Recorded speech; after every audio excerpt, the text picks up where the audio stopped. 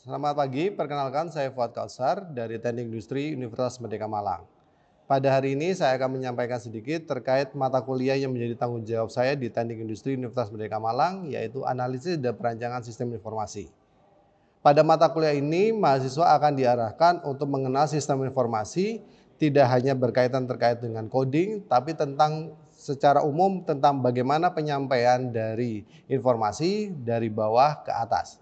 Ini akan ada hubungannya terkait bagaimana sistem organisasi penyampaian informasi, sehingga kedepannya perusahaan akan menjadi perusahaan yang lebih baik dengan penyampaian informasi dari bawah ke atas ataupun dari atas ke bawah, untuk menjadikan perusahaan yang lebih baik, berkembang, dan tentu saja profit ke depannya.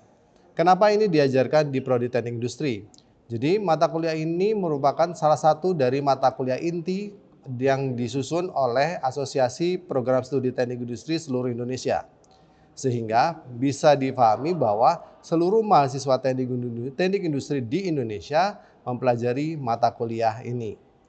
Dalam pembelajarannya, mahasiswa Teknik Industri Universitas Merdeka Malang akan diajarkan beberapa hal.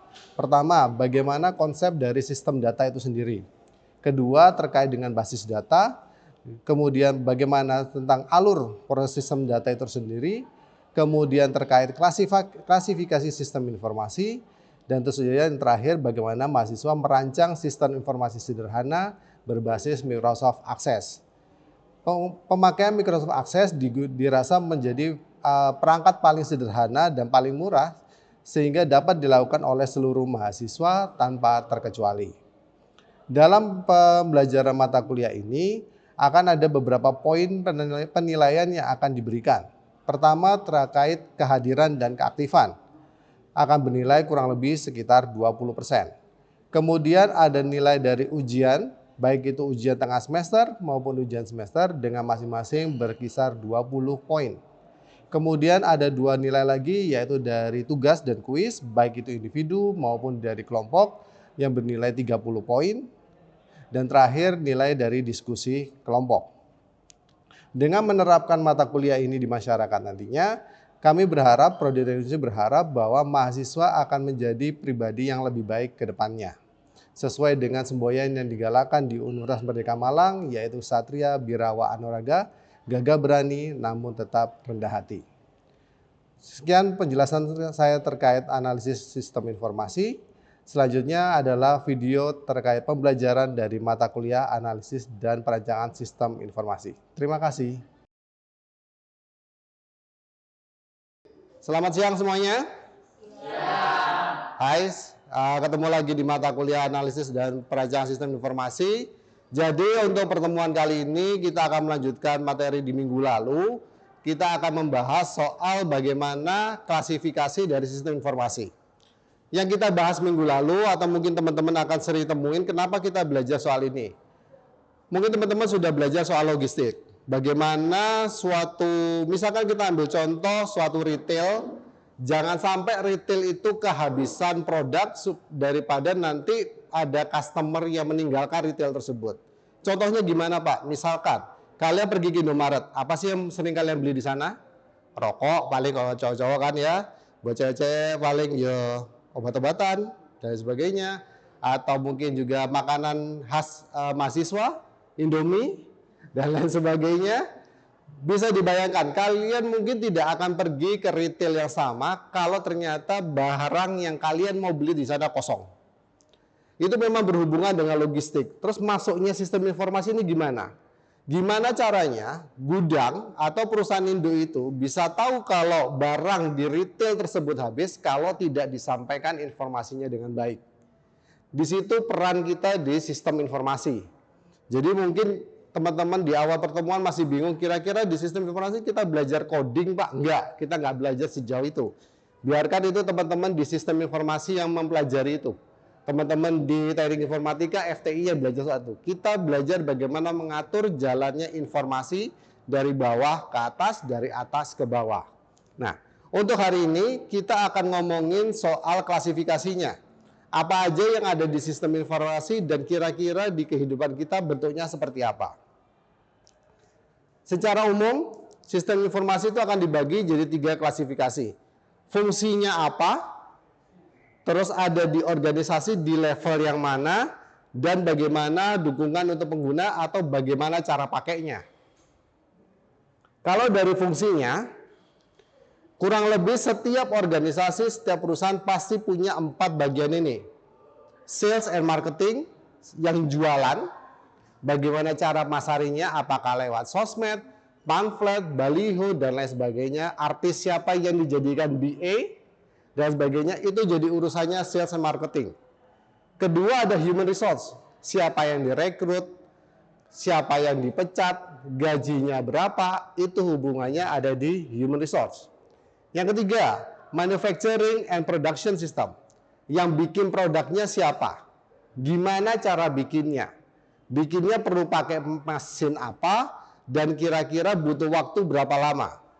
Yang terakhir, terkait finance and accounting, harga barangnya berapa, biaya pemasarannya berapa, nanti kalau ngontrak BA, misalkan Fadil Jaidi harus bayar berapa, kalau mau bayar misalkan Aukarin berapa, dan lain sebagainya. Ini 4 bagian yang pasti ada di semua organisasi. Mungkin teman-teman banyak yang ngira, Pak, kalau hubungannya logistik di mana? Logistik itu bisa masuk di manufacturing and production. Pak, kalau saya maunya di bagian sistem informasi, masuknya mana? Sistem informasi bisa masuk di sales atau di manufacturing juga bisa. Tergantung di mana kalian akan bekerja nantinya, digantung nanti kalian lulus dari sini pengen jadi apa. Seperti yang saya sebutkan sebelumnya, teman-teman begitu lulus dari teknik industri itu sebenarnya punya cakupan yang luas mau bekerja di bidang apapun. Kita adalah satu-satunya prodi yang beririsan antara teknik dan manajemen. Apa yang teman-teman pelajari di teknik, di teknik-teknik lainnya, misalkan di sipil, di mesin juga ada beberapa yang kita pelajari di sini. Yang berhubungan dengan manajemen apalagi. Teknik mana yang belajar manajemen SDM kalau nggak teknik industri? Teknik mana lagi yang belajar soal bagaimana pengaturan proyek dan sebagainya kalau nggak industri.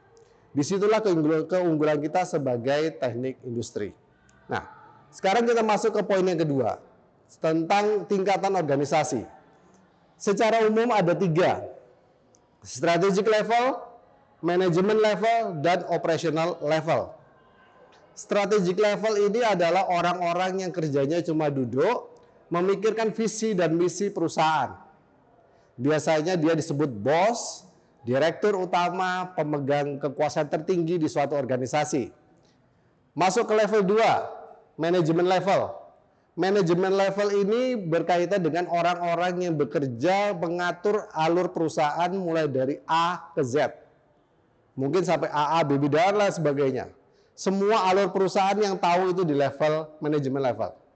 Tapi jangan lupa, level nomor 3, operational level, yang bertanggung jawab terhadap jalannya perusahaan ini di level paling bawah. Memang kesannya paling bawah, tapi kalau operation levelnya bermasalah, misalkan mogok, kerja, dan lain sebagainya, ke atasnya mati semua. Sehingga ketiga bagian ini akan saling berhubungan satu sama lain, saling berinteraksi, maka dari itu disebut sebagai sebuah sistem. Kalau salah satu bagiannya berhenti, maka sistem ini secara keseluruhan perusahaan tidak akan bisa jalan. Oke. Sampai ke poin ini, ada pertanyaan dulu, mungkin terkait dengan level perusahaan ini, ada pertanyaan? Silakan, Mas Diki. Pak, sekarang kan saya sedang menuju S1. Oke. Nanti saya akan lulus ke di level bagaimana ya, Pak? Oke, thank you. Jadi pertanyaan bagus dari Mas Diki. Jadi kalau nanti saya lulus dari S1, Pak, kira-kira saya akan masuk di level yang mana? Oke. Secara struktural, kalian begitu lulus dengan berbekal pengalaman sebagai fresh graduate, kemudian membawa gelar S1, perusahaan akan menempatkan kalian ada di level operasi, operational level. Operational level jangan diartikan sebagai pekerjaan yang mungkin terbayang di otak kalian, kayak misalkan operator mesin bubut, atau mungkin sales person yang keliling nyariin customer, yang nyebar-nyebarin brosur, atau mungkin mbak-mbak yang nawarin rokok, bukan kayak gitu juga. Dengan bekal S1 yang kalian punya, minimal kalian di operational level tapi bukan yang terjun ke lapangan langsung. Saya bisa pastikan, saya bisa janjikan minimal kalian akan ada di level supervisor setelah 2 tahun di perusahaan. Kenapa harus 2 tahun, Pak? Kenapa nggak langsung jadi supervisor? Hei, kalian orang baru. Nggak mungkin sama perusahaan, ini orang baru nih, ceplotut, langsung jadi supervisor. Ya nggak mungkin dong. Kalian harus ada pengalaman dulu 2 tahun di sana, minimal 1-2 tahun, tahu medannya seperti apa, baru kalian bisa naik ke jabatan supervisor. Tapi sekali lagi, seperti tadi saya bilang di awal, kalau dengan level kalian sarjana, kalian tidak akan bekerja yang secara dalam tanda kutip serabutan di level lapangannya. Jadi itu sudah jadi modal awal yang cukup untuk kalian melanjutkan karir ke depannya. Gitu ya Mas Diki ya? Oke, saya lanjutkan dulu. Kemudian, secara umum, kalau kita ngomong sistem apa aja yang dipakai di perusahaan, itu ada 4. Pertama, transaction processing system, hubungannya sama yang operasional yang ada di bawah. Yang bagiannya di level operational level tadi, itu biasanya menggunakannya TPS, transaction processing system. Untuk di level manajemen level, itu biasanya dipakai 2 sistem. Management information system dan decision support system. Dukungan pengguna terakhir yaitu eksekutif biasanya digunakan oleh para petinggi pada di level eksekutif. Nah, perbedaannya gimana? Secara langsung biasanya sistem-sistem ini tidak akan spesifik bernama seperti ini. Setiap perusahaan akan punya namanya sendiri-sendiri terhadap sistem yang mereka pakai. Mungkin kalau di kalau kita misalkan di Indomaret, mesin kasirnya itu ada di level 1, transaction processing system. Mesin kasir di Indomaret itu masuk di level 1. Kalau yang level tinggi Pak, yang level manajemen, akan ada data yang mengumpulkan dari semua retail. Jadi kalau kita bayangkan gini, Indomaret di Malang ada berapa sih kira-kira? 100? 1000? Kalau kita ngomong kota Malang, 100 lah, anggaplah 100. Di sekitar sini aja ada 2 kan, di depan 1, di belakang 1 gitu kan. Anggaplah 100. Dan dari 100 itu setiap hari mereka akan menginput melalui sistem TPS-nya, menginput berapa banyak produk yang terjual. Sistem itu nanti akan merekap, kemudian dikirimkan ke gudang. Di Malang ini gudangnya ada di daerah Logowaru, dekat rumahnya Pak Sam. Ya. Kalau buat teman-teman yang di Kota Malang tahu mungkin. Dekat di Spenduk Capil, dekat Gor Kenarok. Nah, di sana itu gudangnya Indomaret. Di sana para pekerja di level manajemen akan menghimpun datanya melalui MAS dan DSS untuk mencari tahu kira-kira di setiap retail barangnya yang tinggal sedikit apa sih? Mungkin retail Indomaret yang di depan sini ternyata kekurangan Indomie goreng yang warna putih. Karena ternyata mahasiswa Unmer kebanyakan makannya itu. Atau mungkin Indomaret yang di belakang dekat arsitek, di sana ternyata kehabisan rokok Surya, karena biasanya anak mesin pada ngerokok di situ. Jadi dari data-data yang dihimpun, mereka kumpulkan semuanya di sistem di MAS dan DSS, kemudian nanti akan direkap sehingga di pengiriman logistik berikutnya mereka akan mengirim sesuai kebutuhan dari masing-masing retail. Kalau kalian misalkan pernah lihat di kayak Indomaret, itu di setiap retail nanti pada saat pengiriman akan datang box-box kuning besar. Isinya itu macam-macam. Kadang-kadang cuma Indomie cuma 5, kadang-kadang cuma rokok cuma 1 slop, dan sebagainya. Karena memang yang dikirim akan menyesuaikan kebutuhan dari masing-masing retail. Kenapa nggak sekalian semua sih Pak? Misalkan sini cuma butuh 5, dikirim 1 karton gitu, 1 kardus besar, dak ditaruh situ.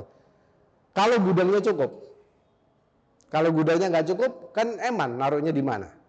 Sehingga ini jadi salah satu contoh paling efektif penggunaan sistem informasi di suatu perusahaan. Sampai sini dulu. Ada pertanyaan teman-teman? Halo, silakan. Apa contoh sistem informasi dalam kehidupan kita sehari-hari? Oke, thank you. Contoh paling gampang yang kita pernah, yang pasti teman-teman pernah akses adalah Siakat. Oke, tampilan Siakat teman-teman sebagai mahasiswa pasti sama. masukkan username password, login, kemudian nanti akan ada tampilan soal akademik, nanti kalian akan tahu jadwal kalian di sana, KRS di sana, dan sebagainya. Itu akan kita anggap sebagai tampilan sistem informasi di level TPS. Di level saya, bukan bermaksud sombong, karena saya kaprodi. Di level saya masuk menggunakan sistem MIS, jadi saya tahu kalian sudah membayar DPP atau belum. Saya bisa tahu kalian masih punya tagihan apa. Saya bisa tahu kalian kemarin mata kuliah yang tidak lulus apa. Yang harus diulang apa, yang nilainya bagus apa. Bahkan saya juga bisa tahu nomor KTP kalian. Tapi jangan khawatir, saya tidak akan pakai untuk pinjol. Karena saya perlu ada foto kalian juga. Jadi tolong jangan mau kalau saya ajak foto pemegang KTP. Ya, itu nanti untuk pinjol.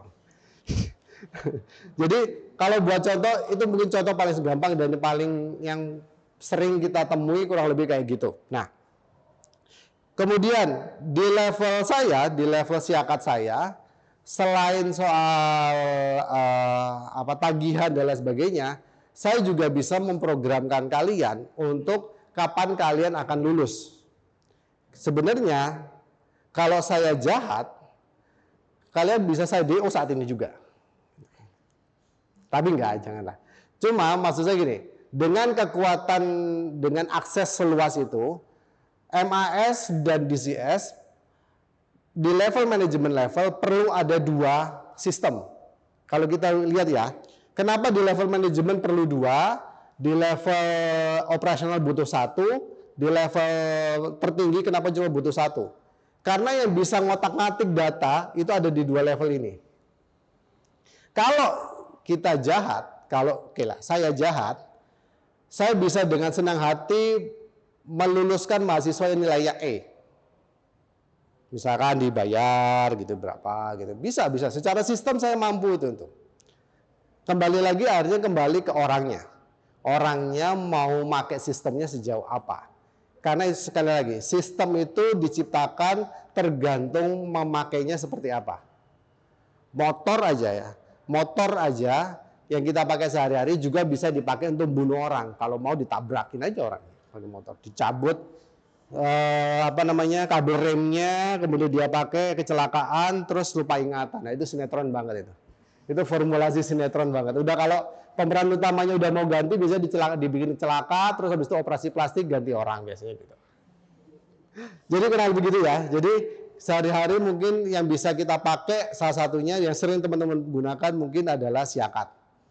Kalau selain itu mungkin sistem-sistem operasional yang kalian pakai di handphone kalian masing-masing, kalian buka TikTok, TikTok aja. Hampir kita semua pasti punya akun TikTok. Tapi tergantung kita mau bikin konten atau enggak. Mau jadi affiliate atau enggak. Mau ngambil uang atau enggak dari akun itu. Kalau saya misalnya saya punya TikTok cuma pengen nonton gimana jatuh core, kemarin Idul Adha core, terus habis itu kemarin ada macam-macam core yang isinya astagfirullah, masya Allah gitu-gituan gitu lah. Dan beberapa berita-berita nggak penting yang tiba-tiba saya tahu gitu ya. Kayak tiba-tiba Nikita Mirzani, tiba-tiba Ridwan Kamil, entahlah gitulah. Saya nggak mau tahu tapi tiba-tiba masuk di sini. Jadi gitu. Jadi sistem secara umum sistem informasi saya ralat, sistem informasi memang punya banyak tools. Salah satunya yang akan teman-teman nanti praktekkan di akhir semester, yang akan jadi penilaian di akhir semester nanti adalah soal Microsoft Access. Jadi sebenarnya perangkat sistem informasi itu banyak. Ada SQL, ada R, ada Python dan lain sebagainya. Cuma untuk pakai yang lebih versi yang lebih light, murah dan sudah pasti ada di semua laptop, kecuali laptopnya masih pakai Office bajakan, gitu ya. Karena pasti nanti diminta ID-nya itu pasti itu. Karena kemarin kejadian gitu. Jadi pasti ada di paketan Office-nya adalah Microsoft Access. Dengan Microsoft Access sebenarnya kita sudah bisa bikin sistem minimal kayak Indomaret itu pasti sudah bisa.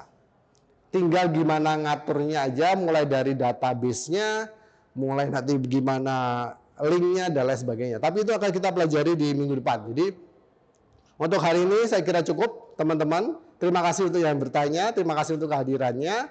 Jadi untuk minggu depan kita akan mulai membahas soal Microsoft Access, mulai bagaimana pembuatannya sampai nanti terus sampai menjelang UAS kita akan akhiri dengan bagaimana teman-teman akan merancang Microsoft Access untuk versi kalian sendiri-sendiri. Begitu ya. Baik, kalau gitu untuk pertemuan kali ini saya ucapkan terima kasih atas kehadiran teman-teman. Semoga sehat selalu dan kita ketemu di pertemuan berikutnya. Terima kasih, selamat siang semuanya.